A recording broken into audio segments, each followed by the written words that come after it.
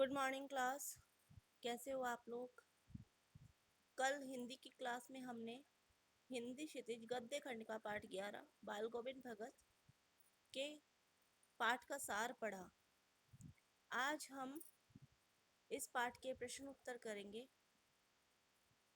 तो हम पढ़ लेते हैं प्रश्न उत्तर। स्टार्ट करते हैं।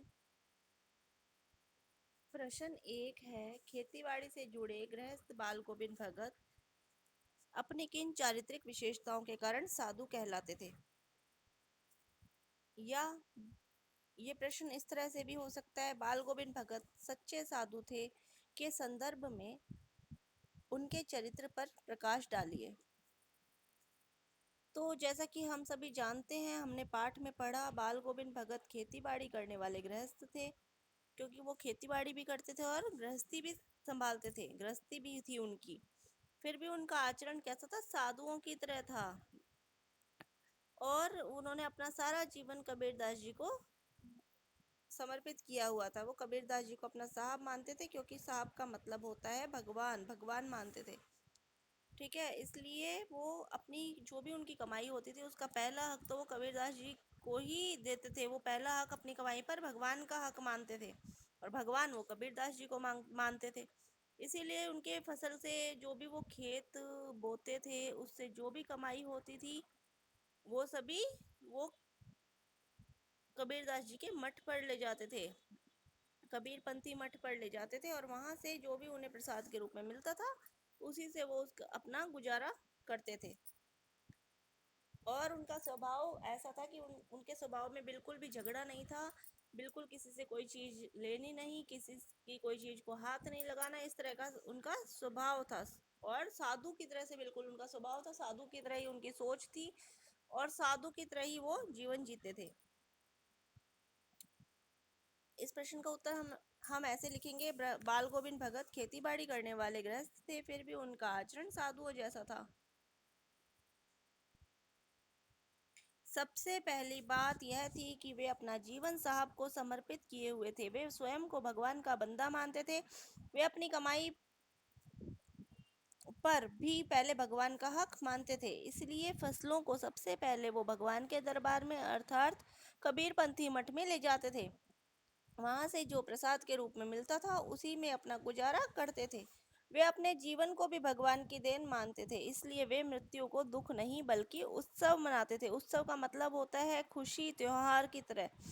ठीक है, उन्होंने अपने पुत्र की मृत्यु को भी उत्सव की तरह मनाया। भगत जी किसी प्रकार का कोई झूठ नहीं बोलते थे, झगड़ा नहीं करते थे, किसी से कोई चीज लेते नहीं थे, यहाँ तक कि किसी के खेत में शौच तक नहीं करने जाते थे, शौच करने भी नहीं जाते थे। यह साधु होने के ही लक्षण है। वे अपना तन मन प्रभु भक्ति और भक्ति गीत गान में लगाए जाते थे, क्योंकि वो कबीरदास जी की तरह अपना जीवन जीते थे, इसलिए कबीरदास जी की तरह ही भक्ति गीत गाया करते थे। प्रश्न नंबर 2 है, भगत की पुत्र वधु उन्हें अकेले क्यों नहीं छोड़ना चाहती थी? भगत की पुत्र वधु उन्हें अकेले इसलिए नहीं छोड़ना चाहती थी क्योंकि वो इस बात को जानती थी, भगत की पुत्र वधु बेटा समझदार थी। समझदार का, क्योंकि समझदार का मतलब यहाँ पे इसलिए है क्योंकि भगत की पुत्र वधु इसलिए समझदार थी क्योंकि जब पुत्र की मृत्यु हुई, भगत जी के जब पुत्र की मृत्यु हुई, तो उनकी पुत्र वधु जानती थी कि पुत्र और पुत्र वधु के अलावा उनका इस संसार में कोई भी नहीं है भगत जी का। इसलिए अब पुत्र तो इस दुनिया में नहीं रहा, तो अगर मैं भी चली जाऊंगी तो पापा जी का, पिताजी का ख्याल कौन रखेगा? इसीलिए वो उन्हें छोड़कर नहीं जाना चाहती थी। तो इसका उत्तर हम लिखेंगे, भगत की पुत्र वधु जानती थी कि भगत जी संसार में अकेले हैं, उनका एकमात्र पुत्र मर चुका है, वे बूढ़े हैं और भक्त है, उन्हें घर बार संसार में कोई रुचि नहीं है, अतः वे अपने खाने पीने और स्वास्थ्य की ओर भी ध्यान नहीं दे पाएंगे। इसलिए पुत्र वधु सेवा भाव से उनके चरणों की छाया में अपना जीवन, अपने दिन बिताना चाहती थी। वह उनके लिए भोजन, दवा, दारू का प्रबंध करना चाहती थी, क्योंकि वो जानती थी अगर वो उनकी सेवा नहीं करेगी तो भगत जी बीमार हो जाएंगे। वो कुछ खाते पीते ढंग से नहीं थे, क्योंकि वो चाहती थी कि वो उनके खाने पीने और सेहत का ध्यान रखे। प्रश्न नंबर 3 है, भगत ने अपने बेटे की मृत्यु पर अपनी भावनाएं किस तरह व्यक्त की?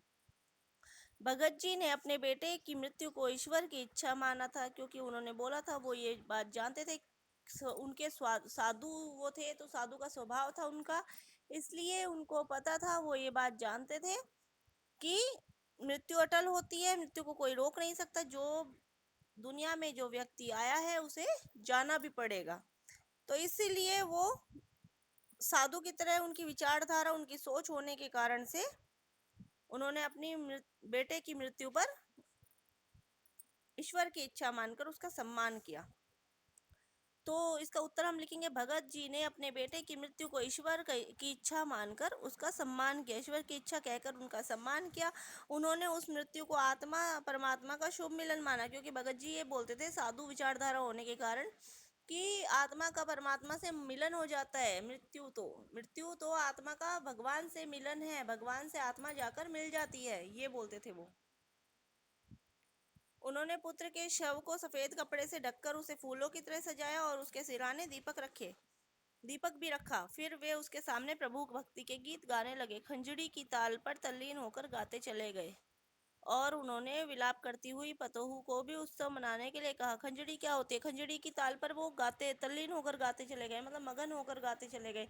और खंजड़ी होती है ढपली की तरह से एक यंत्र होता है बजाने के लिए, उसे बोलते हैं खंजड़ी। प्रश्न नंबर 4, भगत के व्यक्तित्व और उनकी वेशभूषा को अपने शब्दों में चित्र प्रस्तुत कीजिए। या फिर ये प्रश्न इस तरह से भी हो सकता है, बाल गोविंद भगत की संक्षिप्त पहचान लिखिए। तो इसका उत्तर क्या है? संक्षिप्त पहचान बाल गोविंद भगत के बारे में बताना है कि उनकी वेशभूषा क्या थी, उनके व्यक्तित्व क्या था, ये सभी हमें इस प्रश्न में बताना है। तो कैसे थे भगत जी? गृहस्थ भी थे और साधु की तरह भी अपने जीवन जीते थे। और उनकी उम्र कितनी थी? बूढ़े थे, बुजुर्ग व्यक्ति थे वो, एक 60 साल की उम्र की उनकी उम्र थी। और कैसे दिखते थे? मंझोले कद के दिखते थे।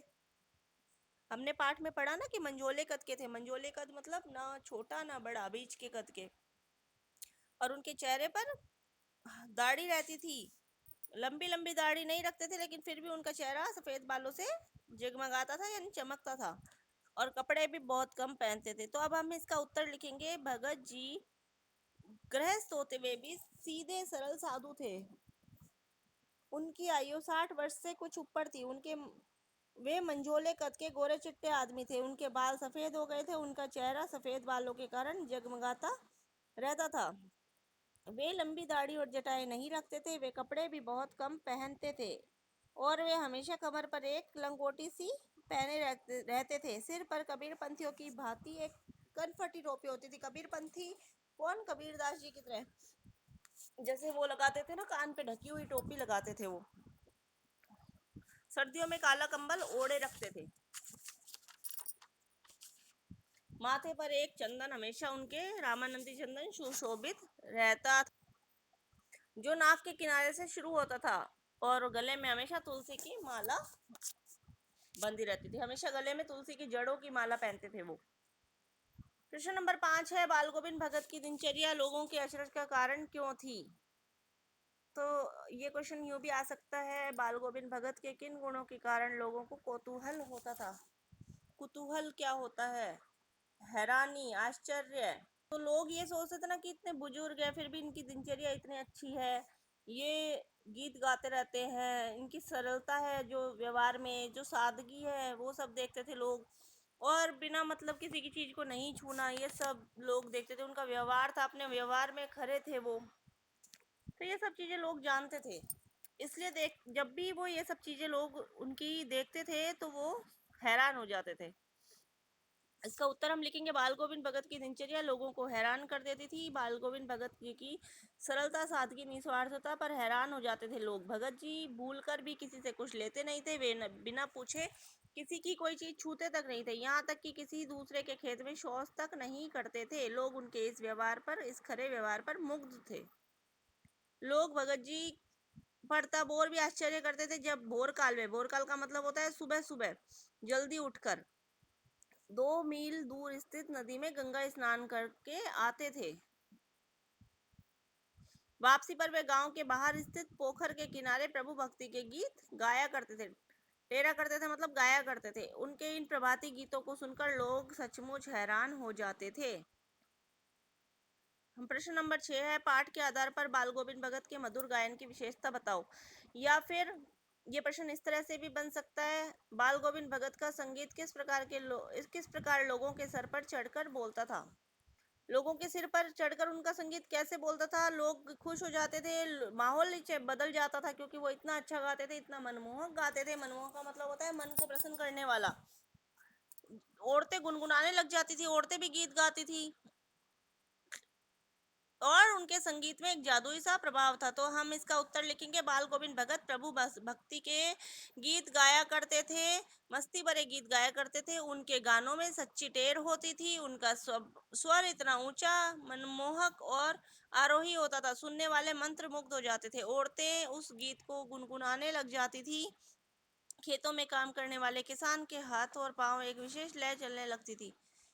और उनके गीत में एक जादुई प्रभाव था, संगीत में उनके एक जादुई प्रभाव था, वह मनमोहक प्रभाव सारे वातावरण पर छा जाता था। चाहे सर्दी हो चाहे गर्मी, उन्हें कोई भी मौसम नहीं डिगा पाता था। तो यहाँ लिखेंगे, यहाँ तक कि घनघोर सर्दी और गर्मियों की उमस भी उन्हें नहीं डिगा पाती थी। तो आज हमने इसके कुछ प्रश्न किए, इससे आगे का नेक्स्ट क्लास में करेंगे हम। पढ़ते हैं नेक्स्ट क्लास में इसके आगे का। Okay, thank you, take care all of you.